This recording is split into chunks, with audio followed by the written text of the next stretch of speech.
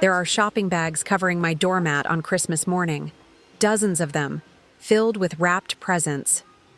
12 hours ago, someone broke into my apartment and stole every Christmas gift I owned.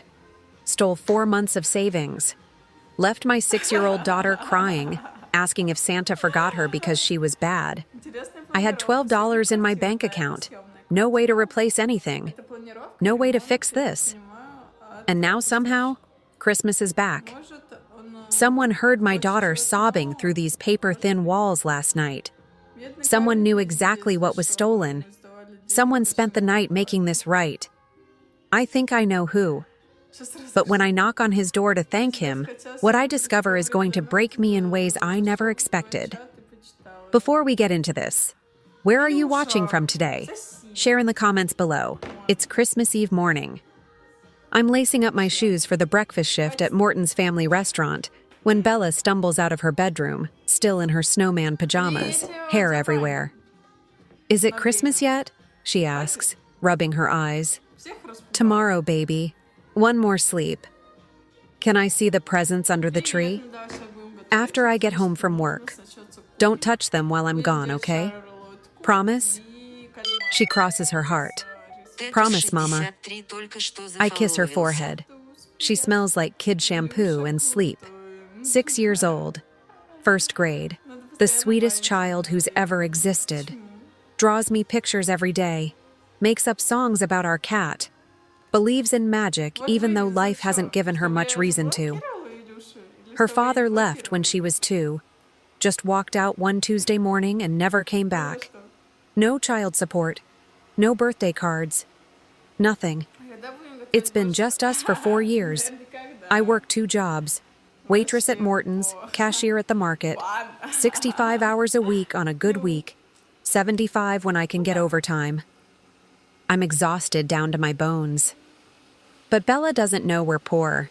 She doesn't know I eat ramen so she can have real food. She doesn't know I wear shoes with holes in them so she can have new ones. She just knows Mama works a lot, but loves her more than anything. And this year I saved enough to give her a real Christmas. 4 months of squeezing every dollar. $412 total. The dollhouse she wants. Art supplies. A winter coat because hers is too small and the zipper's broken. Books. Stuffed animals. Things I wrapped and hid in my closet and finally put under our little plastic tree last night after she fell asleep. Real presents. Not dollar store toys. Not secondhand Goodwill finds. Presents from a real store. I've never been able to do this before. Never had enough. But this year I did it. And tonight, Christmas Eve, after my shifts, I'm going to come home and watch Christmas movies with her, and we're going to have the best Christmas morning tomorrow. That's the plan anyway. I work the breakfast shift. 6 a.m. to 2 p.m. Coffee and pancakes and eggs for families who are happier and less tired than me. My feet hurt. My back hurts. But I smile and say, "Merry Christmas Eve," and collect tips that I'll add to next month's rent. At 2, I clock out. Drive across town to the market. Work the register from 3 to 9 p.m. Holiday shoppers, last-minute panic. Long lines. People stressed and rude because they waited until Christmas Eve to buy presents. I don't judge. I was shopping last week myself, carefully counting every dollar. At 9 p.m., I clock out. Buy some food for our dinner with the tips from earlier and text Mrs. Norton upstairs who's been watching Bella. "Coming to get her now." "No rush," she texts back. "We made cookies. She's watching Elf." I drive home. It's cold. Portland, December, cold. Wet and gray and dark by 4:30 p.m. Christmas lights on houses make everything look warmer than it is. I'm thinking about tomorrow. About Bella's face when she sees the dollhouse. About maybe making pancakes for breakfast. About how we'll spend the whole day in our pajamas and it'll be perfect. I pull into our apartment building parking lot at 9:47 p.m. Our building is old, rundown, 12 units. Half the exterior lights don't work, but rent is $850 and that's all I can afford. I climb the stairs. When I hit the 2nd floor, I look at my door instinctively. Unit 2A, Home. The first thing I notice is the door. It's open. Not all the way, just cracked. And the frame is splintered around the lock. My stomach drops. I run to my door and push it open. Bella? Mrs. Norton? They're not here. Bella's with Mrs. Norton upstairs, but I see immediately that someone else was. The apartment is ransacked, drawers pulled open, cushions thrown off the couch, my bedroom torn apart, and the Christmas tree, our little plastic tree in the corner, is bare. Every present gone, every single wrapped gift, the dollhouse, the art supplies, the coat, the books, everything, gone. I stand there in the doorway and can't breathe, can't think. 4 months, 412. Everything I had, gone. I call 911. Police come. Take a report. Dust for fingerprints. Tell me what I already know. Probably neighborhood kids. Probably sold the stuff already. Probably won't recover anything. File an insurance claim. Except I don't have renter's insurance because I can't afford it. They leave around 11 p.m. I'm sitting on the couch staring at the empty tree when Mrs. Norton brings Bella upstairs. Natalie? Oh my God, what happened? The police were here. Someone broke in, stole the presents. Bella looks at the tree, at the empty space underneath. Her little face crumbles. Where are my presents? Baby, someone took it. Someone bad came and took the presents. But Santa. Santa's still coming, right? Tomorrow morning? I can't speak. Can't tell her the truth. That Santa already came. That I'm Santa. That I saved for months and it's gone and I have $12 in my bank account until next Friday's paycheck and no way to replace anything. Mrs. Norton sees my face, kneels down. Bella? Honey, let's go back upstairs. We'll have more cookies. I want to stay with Mama. I know, sweetie, but Mama needs to clean up. No! Bella's crying now. Full sobs. I want Mama. I want my presents. Did Santa forget me? Was I bad? And that breaks me. Completely shatters me. I pull her into my arms, hold her while she cries. No, baby. No, you weren't bad. You're the best girl in the whole world. Santa didn't forget you. Then where are my presents? I don't know, sweetheart. I don't know. We sit on the floor together. She's sobbing into my shoulder. I'm crying silently so she won't hear. And through the wall, the thin, cheap wall between our apartment and 3B, I hear movement. Someone's next door. Listening to all of this, Harold Bailey, our neighbor, 82 years old, lives alone, never speaks to anyone. Grumpy old man who yells at kids for being too loud in the hallway, who glares at me when I smile at him, who I've been slightly afraid of since we moved in 2 years ago. He's hearing everything.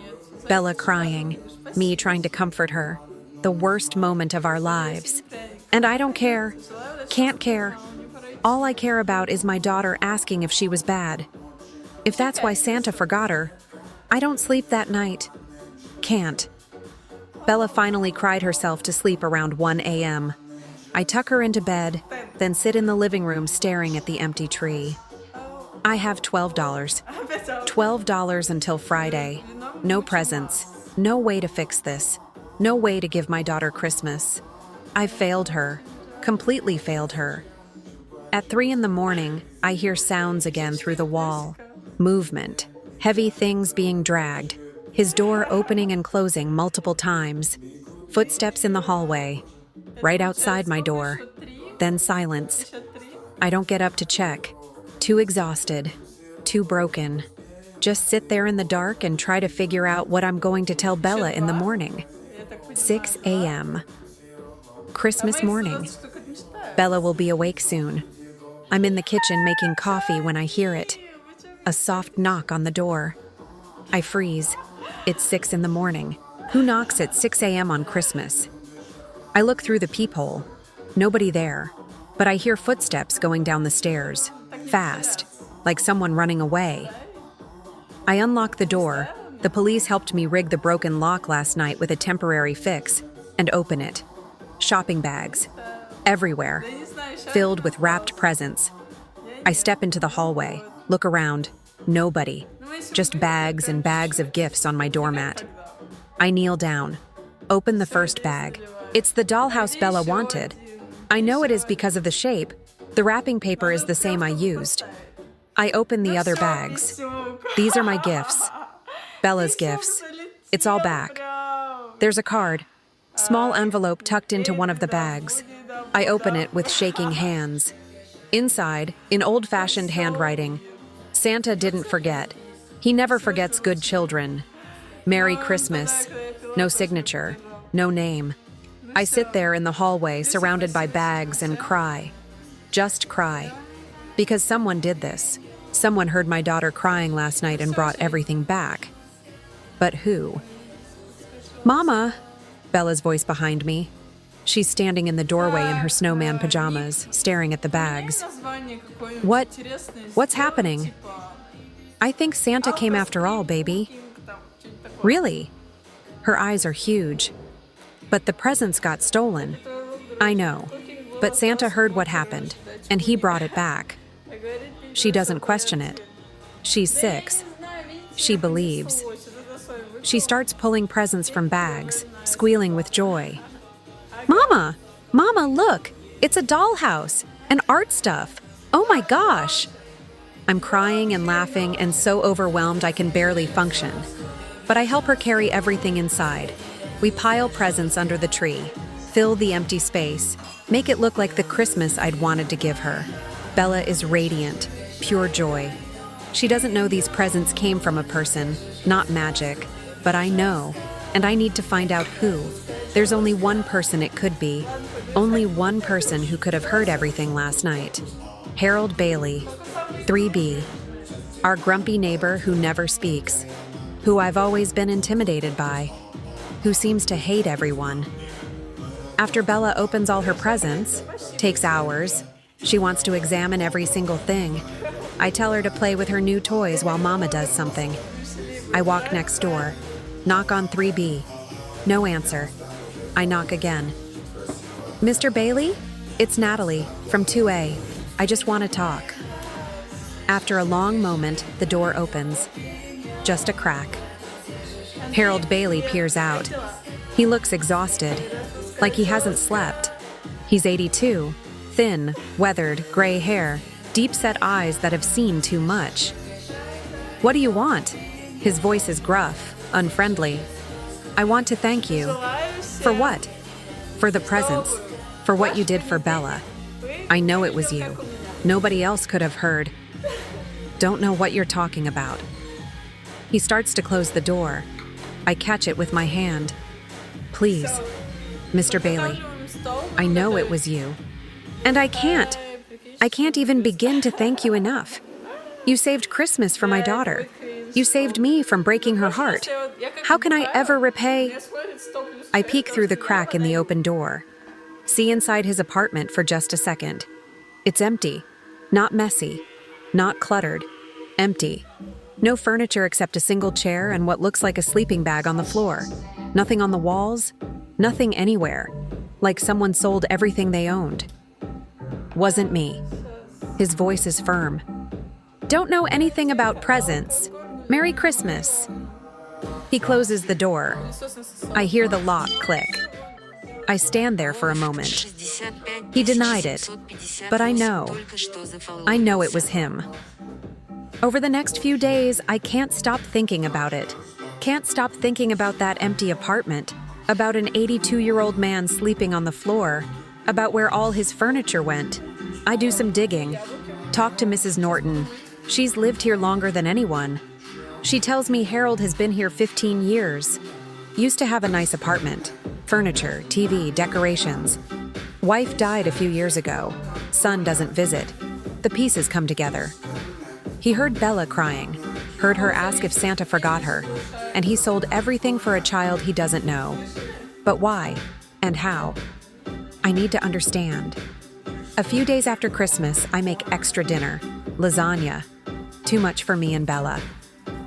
I bring a plate next door. Knock. Harold opens the door. Same gruff expression. What? I made too much dinner. Thought you might like some. It's still warm. I'm not hungry. Mr. Bailey, please. I know you won't admit what you did, but let me at least give you dinner. It's the least I can do. He stares at me for a long moment, then reluctantly takes the plate. Fine. Thank you. Door closes. I keep bringing him dinner. Every few days.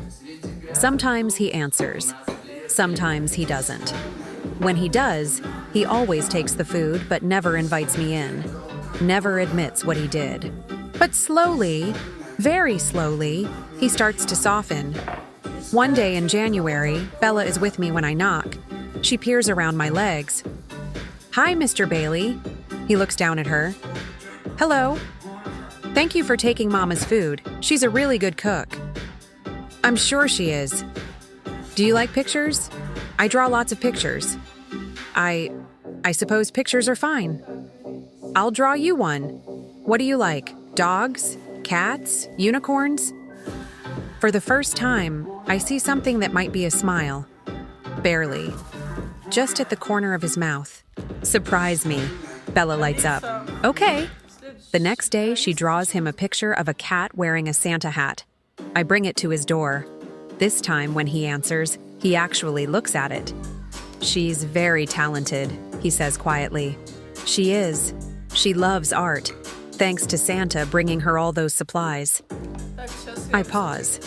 Mr. Bailey, I don't know if you can hear through the walls, but she plays with those toys every day. The dollhouse, the art stuff, all of it, every single day. You made her so happy. I told you, it wasn't...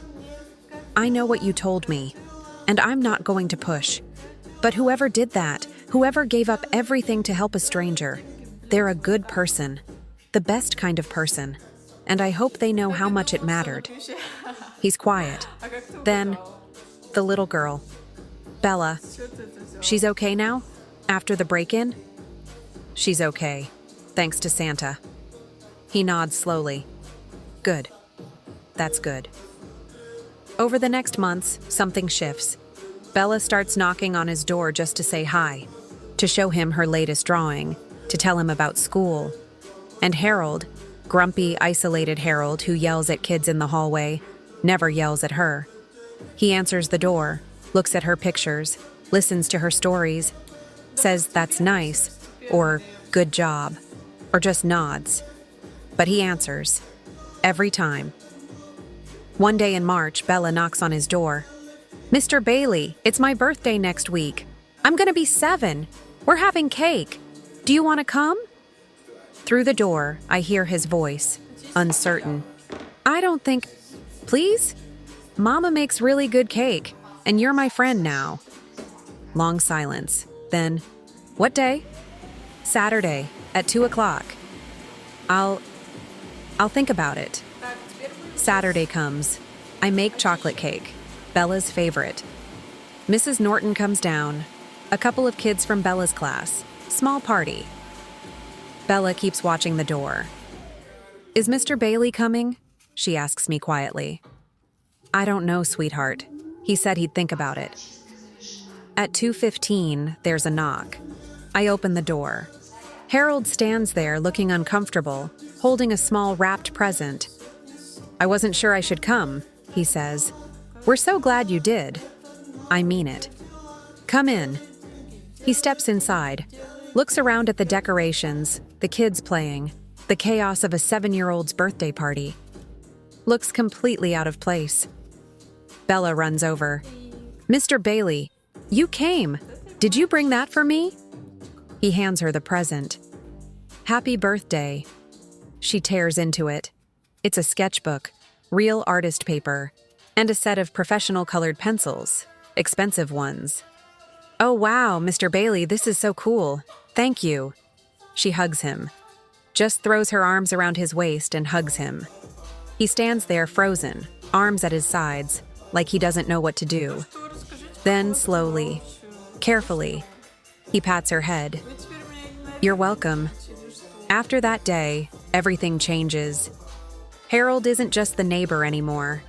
He's Harold. He's Bella's friend. He sits with us sometimes when I bring dinner, talks a little, tells stories about being in the Navy, about his wife Ruth, who died 3 Christmases ago, about how empty his life has been since. He never mentions his son. When I ask once, he just says, "We don't talk anymore." That's all. In June, Bella starts calling him Harry, just decides on her own that Mr. Bailey or Harold are too formal. "Hi, Harry," she says when she sees him in the hallway. He stops. "Harry?" "Yeah, it's a nickname. It sounds friendlier. Do you like it?" He's silent for so long I think he's offended. Then his voice comes out rough, choked. "Nobody's ever called me that.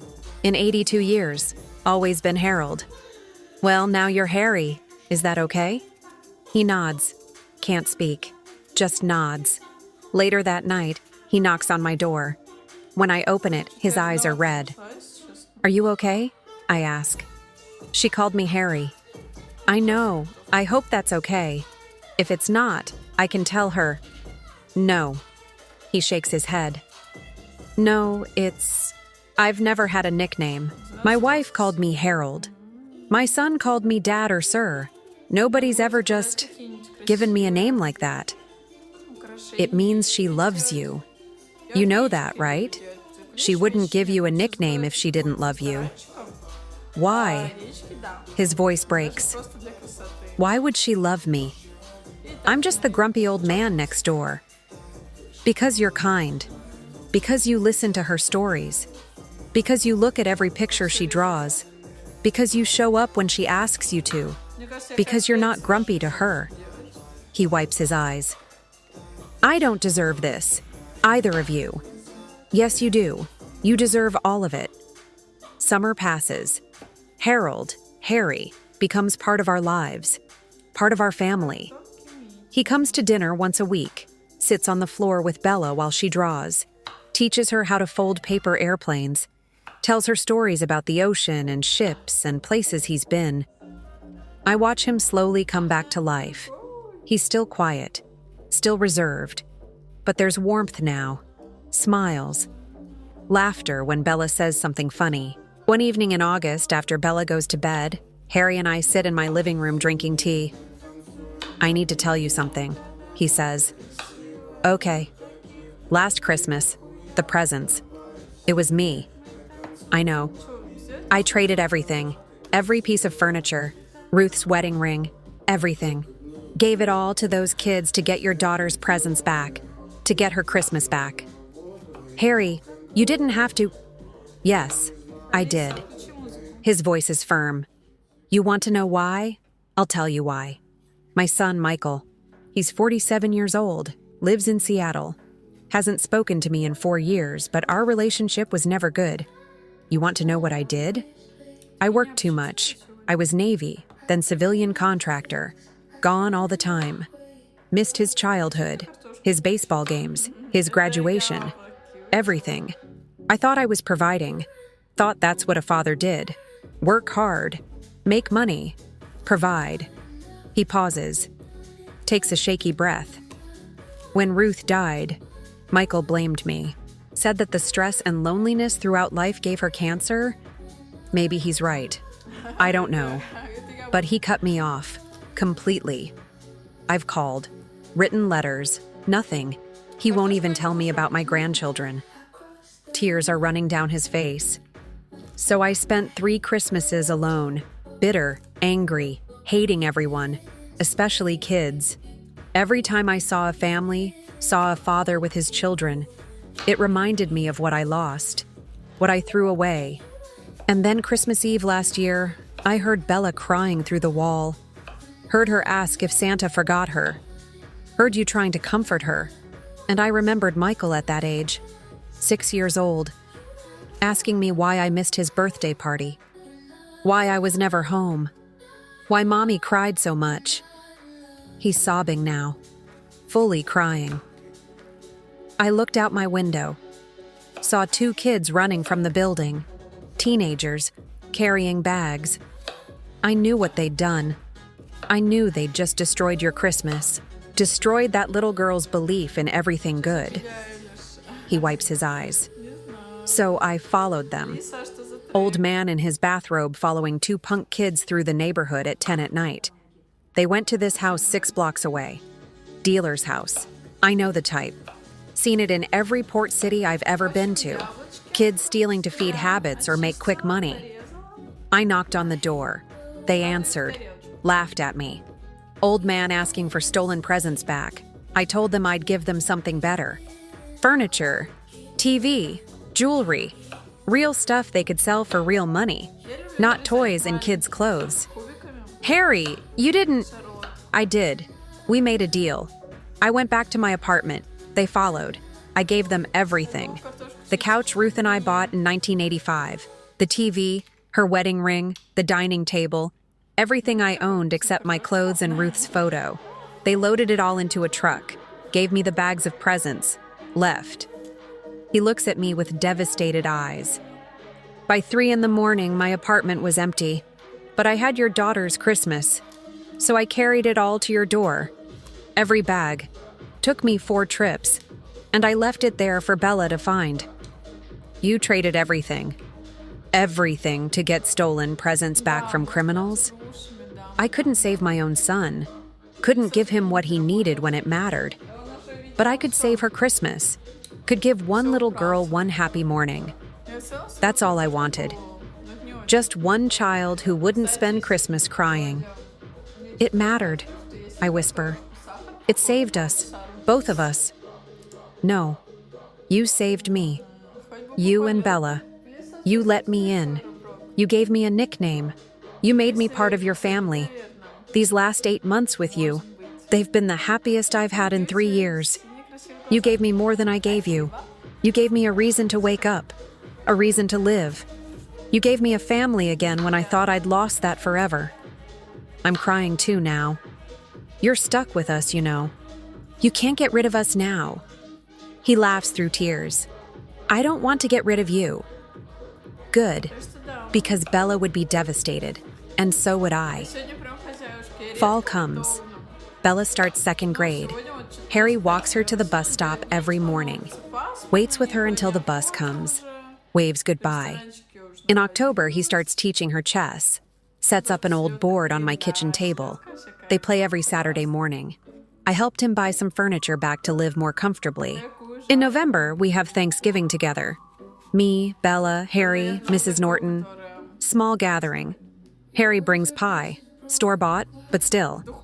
As we're eating, Bella looks at Harry. Harry, are you going to be here for Christmas? If you want me to be? Of course I want you to be. Your family.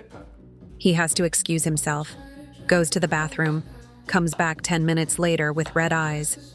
But he's smiling. Christmas comes again. 1 year since that terrible night. Since the break-in. Since the presents appeared. Since everything changed. We decorate the tree together, me, Bella, and Harry. Hang ornaments, string lights. Bella makes Harry put the star on top because she's not tall enough, and you're the tallest, Harry. Christmas morning, we open presents together. I bought Harry a warm coat. His was threadbare. Bella made him a drawing. Harry and Bella and Mama, written at the top. 3 stick figures holding hands. He stares at that drawing for a long time, then carefully folds it and puts it in his wallet. I'm going to keep this forever, he says. We spend the day together, watch movies, eat too much food, play games. It's perfect. That night, after Bella goes to bed, Harry sits with me in the living room. Thank you, he says quietly. For what? For letting me be part of this, for not giving up on me, for seeing past the grumpy old man. You were never grumpy, you were just lonely. I was both. He smiles sadly, but I'm not lonely anymore. For the first time in years, I'm not lonely. Winter turns to spring, spring to summer. Harry is at every birthday party, every school event, every milestone. He's Bella's adopted grandfather in every way that matters. In June, he gets sick. Just a cold at first. But it doesn't get better. He's 84 now. His body is tired. By August, it's pneumonia. He's hospitalized. I visit every day after work. Bring Bella when I can. One evening in late August, the doctor pulls me aside. He's not getting better. His heart is failing. No, he can't. We need him. Bella needs him. I'm sorry. Maybe a few more days, maybe a week. But that's all. I tell Harry. He nods like he already knew. I'm not afraid, he says. I've had 18 good months. That's more than I deserved. You deserved 50 more years. Maybe, but I got what I needed. I got to be Harry. I got to have a nickname. I got to have a family again. Bella comes in, climbs carefully onto the hospital bed, curls up next to him. I love you, Harry, she says. I love you too, Bella, so much. He dies 3 days later, peaceful, in his sleep. The funeral is small, just us, Mrs. Norton, a few people from the building who knew him, and one other person, a man in his late 40s. He walks in late, sits in the back, doesn't speak to anyone. After the service, I approach him. Are you Michael? He nods. How did you know? You look like him. Are you okay? I don't know. I got a call from the hospital. Didn't even know he was sick. Haven't talked to him in 20 years. I was angry for so long. And then I got the call that he died and realized I'd never told him. His voice breaks. I never told him I forgave him. He knew you were angry, but he understood why. Did he talk about me? He told me he failed you, that he worked too much and missed your childhood, that he lost you because of it. And he said those were his biggest regrets. Michael wipes his eyes. I was so angry. For so long. My mom died and I blamed him. Said he killed her. Said terrible things. Cut him off. And now he's dead and I can't take it back. He didn't expect you to take it back. He just hoped you were happy. That you had a good life. Do you have kids? A daughter. She's 8. Bella. Did he know her? He loved her. Like she was his own granddaughter. He was part of our family. He walked her to school every morning, played games with her, taught her chess. She called him Harry. Michael breaks down, full sobs. He never had a nickname. Nobody ever called him anything but Harold. Bella did. She decided Harold was too formal, so he was Harry. I should have been there, should have given him that, should have let him meet my kids, should have... You can't change the past, but your father knew you were angry, and he understood. And in his last months, he was happy. Really happy. That's what he wanted me to tell you if you ever showed up. That he was happy. That he was okay. Michael nods. Can't speak, just nods. It's Christmas again now. 1 year since Harry died. Bella is 9. Still draws pictures constantly. Still talks about Harry like he's just in the other apartment. Do you think Harry can see us from heaven? She asks on Christmas morning as we decorate the tree. I think so, baby. I think he's watching. Good, because I want him to see that we still put up his ornament. She points to the tree. There's a special ornament. One I made after he died. A simple wooden circle with Harry painted on it in Bella's handwriting. Do you miss him? I ask. Every day, but I'm happy I knew him. He was the best Harry in the whole world. He really was. We finish decorating. Bella steps back to admire the tree, smiles at Harry's ornament. Merry Christmas, Harry, she says to the tree, to the memory, to the grumpy old man who wasn't grumpy at all, who was just lonely until a little girl decided to call him by a name nobody had ever used before. And I think about that Christmas Eve 3 years ago, about presents being stolen, about despair and fear and a daughter asking if she was bad, about an 82-year-old man selling everything he owned to give a stranger's child a Christmas, about how sometimes the grumpiest people sometimes have the biggest hearts, about how loneliness looks like anger until someone bothers to look closer, about how a single act of kindness, born from tragedy, can save more than one life. Harry saved us that Christmas, but we saved him too. Gave him back his purpose, his family, his name. Gave him 18 months of joy after 3 years of emptiness. Sometimes the greatest gift you can give someone isn't something you buy in a store. It's a place at your table, a nickname that means family, a reason to wake up in the morning. Sometimes the greatest gift is just being seen, really seen.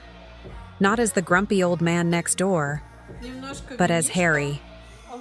So let me ask you, have you ever completely misjudged someone? Thought they were mean only to discover they were hurting? Would you have given someone a second chance to be more than their worst impression? Drop your answer in the comments below.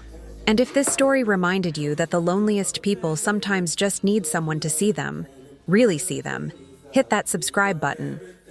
Because the world needs more stories about how we're all just looking for a family, for a place to belong, for someone to call us by a name that means we matter.